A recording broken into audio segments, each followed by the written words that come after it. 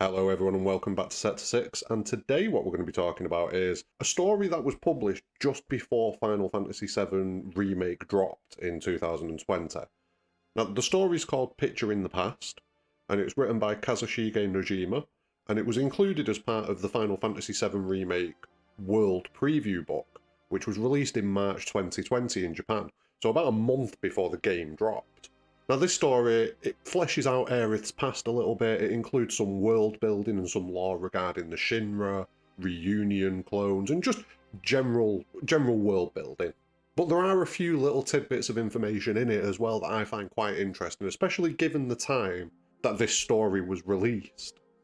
Now this is going to be an abridged version. I'm not going to go reading this whole thing word for word. I highly recommend that you people go and read this yourself. The English version's out there. What I'll do is I will, in the description of this video, I'll leave a link that'll take you straight to the source that I read from, and it is literally just someone's taken pictures of the pages in English and put them online. So yeah, be aware that this is going to spoil the story, so if you want to read it, like I say, in the description, hit the link, go read it, come back. Now if you don't want to read it, I'm going to cover the main bits here like I have done in a few other videos in the past. But I highly recommend to get the full experience and to enjoy the story, because it is a story, you know, it's a good story. It fleshes out the universe that we love. So I recommend that you go and read it. But this is the last warning. I'm going into spoiler territory, so if you've not gone and read it now, here we go. So the first chapter starts off with the perspective character in Medial launching an investigation into a missing person called Geddy Back. He talks briefly about the fact that he knew Ifalna, and that she taught him about planetology, as just a quick mention in the early stages of this. But then he speaks to a doctor called Dr. Donovan, and tries to get some information regarding Geddy Back. Now what he learns that there's no record of a man called Geddy Back ever being in Medial, but he does learn that there was a man named Glenn Reiner, who was found in the forest with heavy Mako poisoning, and that there was a pilot named Jack Klein who returned Glenn to Midgar. Now the perspective character returns to Midgard, does a bit of digging, and he learns that Glenn Reiner died in the Wutai War a few days after returning from Medial with Mako poisoning, which he questions, because why was this man sent out into an active war zone literally 3 days after he's been hospitalised with Mako poisoning? Also, he does say one more thing, the perspective character, which I find interesting. We'll come back to it later on, but he muses on whether or not the live stream connects people across time. That, yeah, we'll come back to that. But that's the end of the first chapter. Now in the second chapter, the narrator tracks down Jack Klein and goes to speak to him. And Jack Klein seems like he's fallen on pretty hard time, seems like he's a bit of a drunk, he's done with, you know, he's just done. Jack tells us that back then, whenever someone was recovered in the state that Glenn Reiner was, they were often sold to Shinra Research and Development on the sly. He also tells us about the Special Survey Unit, which was a unit that was led directly by President Shinra for a brief period 15 years ago. Their job was to be deployed in Mako-abundant regions and search for high concentrations of Mako. All that they had to go on was a picture of the location, and if they found the abundant source of Mako that they were hunting for, they were going to be rewarded heavily by President Shinra. Jack carries on talking about this and talks about how most of the people that he dropped off on these missions were never seen again, and that he never heard of anyone actually succeeding in the mission and getting any kind of reward. After a little bit more talking and drinking, we learn that Glenn was meant to be dropped off by Jack somewhere near Cosmo Canyon, which I would speculate is probably going to be the ancient forest. I don't think there's anything else in that area that you'd associate with high levels of Mako, so yeah, ancient forest to me. But Glenn had different ideas, and he paid Jack 10,000 gil to drop him at specific coordinates near Medial, which Jack did. About 2 weeks later, Jack was back in Medial doing like a general freight run, you know, transporting goods, that sort of thing, and he saw Glenn again, severely injured from his parachute landing and suffering from a heavy dose of Mako poisoning. Jack returns Glenn to Midgar and sells him to Shinra R&D, and then goes about his life as normal. At this point, the narrator shows Jack a picture, and Jack identifies the person in the picture as Glenn. But we then learn, from like some internal dialogue from the narrator, that this picture isn't of a man named Glenn, it's of Geddy Back, the person that the narrator was originally looking for. The plot thickens. Chapter 4, and we get another conversation with Jack, but it's only a brief one this time. We learn the details of the other occupant of the helicopter on the day that Jack dropped Glenn in Medeal, and that other occupant was someone called Joanne Liu. Now, the main character discusses the events of 15 years ago with Joanne once he's tracked her down. Nothing new gets divulged initially, it's just kind of fleshing it out, them two having a conversation. But towards the midway point, there's a bang on the wall, and Joanne shouts, "Keep it down, Lalisa." Now, the perspective character immediately kind of twigs something, and he muses on where he knows that name from, and he definitely remembers the name Lalisa from his childhood. And then we flash back to a scene with Aerith, in Shinra captivity, being forced to draw pictures of what she sees. Now, the perspective character is in the room with her, so the narrator is in the room with Aerith, and he's acting as sort of a playmate of sorts, but we'll get more into that a little bit later on. We learn that they'd given Geddy a special picture 2 weeks earlier, and since that he'd disappeared. And we also see a Shinra staff member come in to see if Aerith's finished a drawing yet. You know, try to pressure a little bit. But one thing that's going on in this section of the story is there's a monster, well, it's described as a monster that's on the loose in the R&D department, and that's where the narrator's mother is, because she works in R&D, so she's involved in trying to secure this monster. The woman who's come into the room to see if Aerith's finished drawing something leaves the door open as she steps into the room, and immediately the monster appears behind her and lunges into the room. Now, this monster turns out to be a woman cloaked in a black robe who immediately lunges at Aerith and begins choking her, screaming about how her pictures have killed so many people before she's eventually subdued. And one thing that the narrator notices is that she's got the number 24 tattooed on her ankle. We then come back to the present time, where Joanne tells us that Lalisa was her friend, they enlisted in Shinra together, and she also tells us that Lalisa is suffering the long-term side effects of Mako poisoning. We hit Chapter 5, and the chapter flashes back to the day before the SSU mission that Glenn and Geddy went on 15 years earlier. We have Joanne, Lalisa, Glenn, and Geddy all together and all having a celebratory meal for Joanne and Glenn, who've been chosen for the next round of SSU missions. And after a while, Lalisa breaks down, begging Glenn not to go, saying that she's got a bad feeling about the mission and that he's not going to come back, and she tells him that she loves him. Now, this changes the tone of the meal 100%, but Glenn, tries to set her concerns at ease and says that he'll definitely be back. And the meal continues. After a while, Joanne goes outside for a moment, and when she returns, she finds Geddy, Glenn, and Lalisa all unconscious and convulsing on the floor. Now, Geddy seems to be the least affected when help is eventually called for, and Geddy tells Joanne that he thinks that Lalisa poisoned the food in order to stop Glenn from going. Now, once investigators arrive, it turns out that the food's been poisoned with Mako. Geddy had eaten less of the food due to it being too hot, and therefore his symptoms were less severe than Glenn and Lalisa, and Joanne was outside, she hadn't eaten anything yet. So Glenn and Lalisa are the ones who suffer the severe Mako poisoning, whereas Geddy just kind of gets a minor dose because he hadn't eaten as much. We're getting towards the halfway point now, and we get into Chapter 6, and we go back to the conversation with Joanne and the narrator back in the present day. And in this chapter we learn that Geddy has taken Glenn's place. So in order to fulfill the mission for him, he takes his place, he steps in. Now this explains the confusion earlier on between Geddy and Glenn. In name, it was Glenn on the mission documents and all the official documentation, but in reality, it was Geddy that had gone on the mission in his place. Chapter 7, we get another quite brief chapter, and it just details Joanne and Geddy posing as Glenn going on the helicopter ride with Jack. And the main thing to take from this is that Geddy had no clue what he was doing as far as parachuting into a set of coordinates, and it seems to, it's kind of framing the fact that Geddy injures himself when he lands and how that goes wrong for him. And we go back to Joanne in the present day, and we learn that Joanne was lucky, and she found nothing at her drop site. She was one of the few that actually got to return home as normal. About 2 weeks later, Lalisa returned home, but her prognosis was that she would never recover from Mako poisoning beyond the fact that she was now able to walk around. Glenn, however, was reported as dead, and as it was at the time, these SSU soldiers, troops, researchers, whatever you want to call them, they were put down as being killed in war, and that way the families would still get the payout from them being killed in war. And this is where they go over the story. So Geddy had taken Glenn's place in the mission after Lalisa poisoned him with Mako. He had Glenn's photo, which was for coords near Cosmo Canyon, but instead, after Joanne had left the helicopter, he paid Jack off and was dropped near Medeal.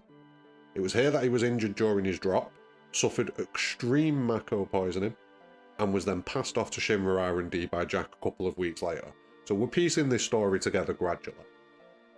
The narrator then leaves abruptly after being questioned about where the pictures came from by Joanne. It kind of sets him off in a little bit of a panic. He goes to the toilet, disappears.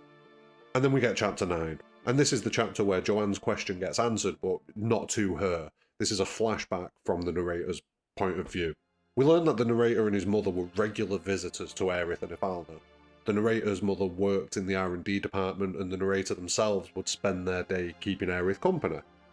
Every day, someone would come to collect Ifalna, clearly for testing by Hojo, and this person was Gede.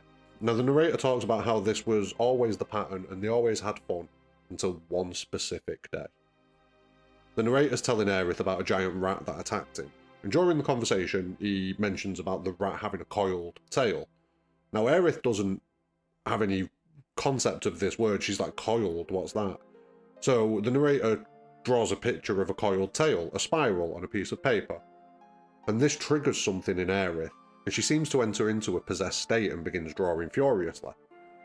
Hojo is then called into the room and asks Aerith if she can see things and hear things, which she confirms yes. Hojo then cackles maniacally as he always does, and says Aerith has been awakened. So right now, what we're seeing there is the birth of Aerith's powers, so she's now got her connection to the live stream.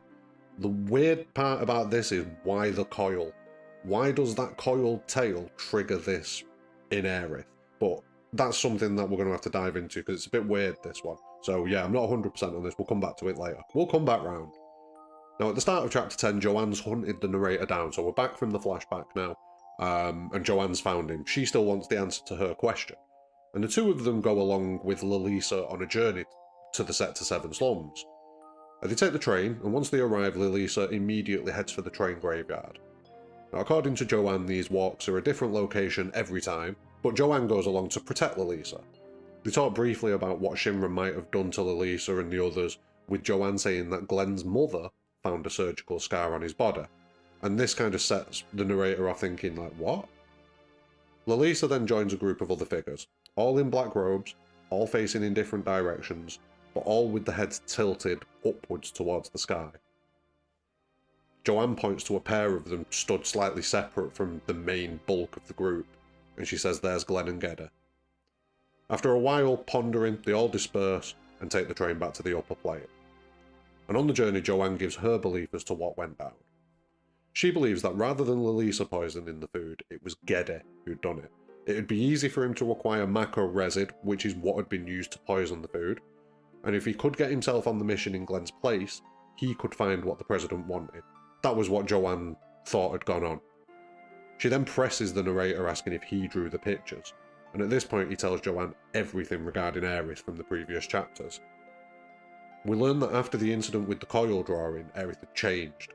She'd become distant, she stopped eating, playing, smiling, and about a week after that incident the narrator was no longer allowed in to see her. This went on for about a week, and then the narrator was taken back to Aerith, and when he saw her again she looked emaciated, completely different. But on the wall there was the giant drawing that we see in the room in Remake. And chapter 11 picks up with this scene, so the narrator's been taken back to make Aerith draw. She stopped due to not being able to see things anymore, and nothing they tried was making her continue, but also the Shinra R&D troops weren't believing that she couldn't see anything. They were still trying to push her to keep on drawing. The narrator tells her to make it up, but we learn that Hojo said that people will die if her drawings are inaccurate. And while that's a horrible threat to make to a child, he's sort of right, people are dying. Ish. So the narrator comes up with an idea and tells Aerith what to draw, and he promises her that it's going to be the last drawing that she has to do. Aerith is confused and upset that her friend is pushing her to carry on doing this, as well as the Shinra try to push her to do this, but she goes along with it. And he then goes on to describe a location that he'd seen in a magazine, giving Aerith all the details. Once the drawing was done, he pressed the buzzer and in came Gede. The narrator tells Gede that Aerith's given everything that she can to draw this picture, and that there were no more pictures to come. This was the final picture and the sum of everything she'd drawn so far, basically. Gede looks at the picture, looks at Aerith, and asks if the location was Medeal. Now, Aerith hasn't got a clue, but the narrator gives her a bit of a nod to say nod along and agree with this, which she does. But Geddy never took the picture to Hojo. Instead, what he did was he poisoned his friends, took Glenn's place, used the picture himself, and ended up injuring himself and contracting Mako poisoning. The narrator feels guilt for this, and for how he hurt Aerith by trying to force her to draw, and Joanne tells the narrator about a girl who sells flowers near the Sector 8 station, a girl named Aerith. The narrator goes to Sector 8, and sure enough he sees Aerith. He goes over to her and begins talking, trying to apologise for everything that happened back then, but Aerith's face kind of tightens up and she recoils from him a bit. The narrator realises that Aerith's been trying to leave that past behind, so he apologises again, and he leaves Aerith alone. As he's leaving, he looks back, and she pulls the same face that she did as they were children when they played happily, stuck a tongue out at him, and acknowledges the apology, giving the narrator some peace from his guilt. And that's it. The story ends. That's the abridged version of Picture in the Past. There's a lot more to it, and there's a lot more details in it, but these are the main points. We learn a lot about how Shinra go about their business. We learn a lot about how Aerith's captivity affected not only her, but countless other people in Midgar. But this video is already going to be quite long, so I'm going to try and just hit the main things that I took away from this story. Now firstly, like I say, it fleshes out a lot. We get an idea how a large number of the reunion clones that we see throughout the story came to be how they are. We get information about Aerith and her founder's captivity. We learn that the number of places where people can get Mako poisoning seems to be far higher than I would have assumed from the overall narrative so far in the compilation.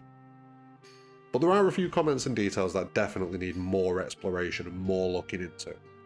And the first one of these, and one of the biggest ones I think, is this throwaway line on the second page of the story, where the narrator's thinking about Glenn and Geddy and why he came looking for Geddy but he's found Glenn. And he talks about the potential for the live stream to connect people through time. Yeah.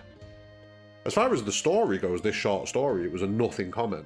There's nothing to indicate any kind of time shenanigans, nothing like that.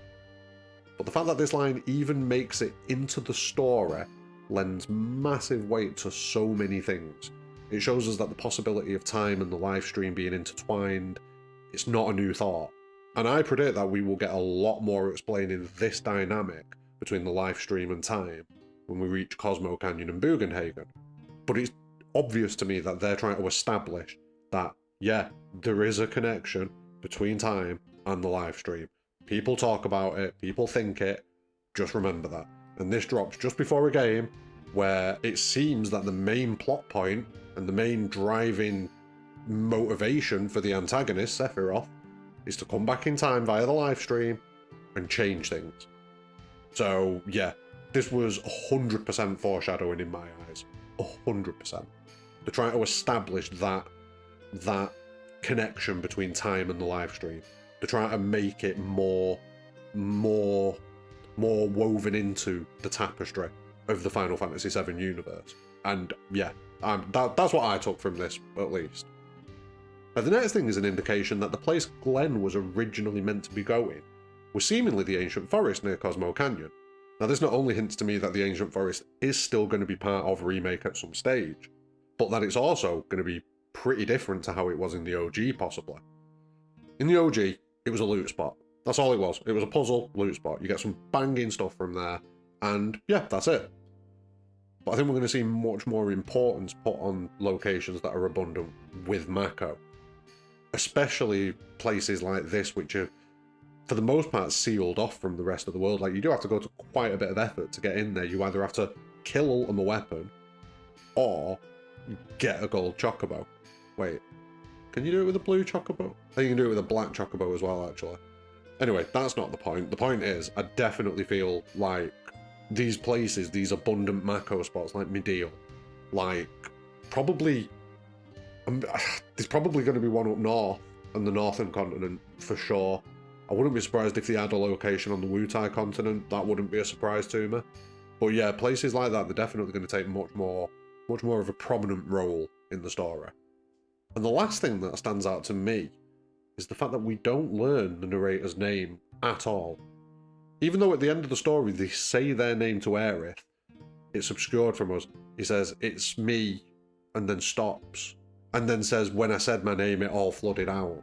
But we don't learn that name at all. Every other character gets named, except this one character. Now maybe this is just a choice so that we can put ourselves in the shoes of this person. But I kind of feel like that's not enough. I feel like it's going to be more than that. I think we definitely need to keep an eye out for a character called Sylvina, as that could definitely lead us to the identity of this person, because, you know, Sylvina is this person's wife. But yeah, this has probably been a pretty long video now. I think we're pushing about the 20-minute, 25-minute mark. So I'm going to try and wrap this one up now. The story definitely poses a lot of questions, more than I've dived into here, and I'm definitely going to dive into this again for a follow-up video at some point in the future, but I kind of realised a lot of people may have missed this story entirely. I did. Like, I knew it was there, kind of put it to one side, like, oh, I'll read that later on, definitely, and then completely forgot about it. And that's why we're diving into it 15 months after it came out, so yeah, sorry. But yeah, a lot of people like me will have missed this story, and one of the main takeaways for me is that they were trying to suggest before the game came out that there was this live stream time connection. They were trying to prepare us for it. They wanted this concept out there and established in universe as at the very least an outside possibility. But yeah, what about you? Have you already read this story? What do you think about it?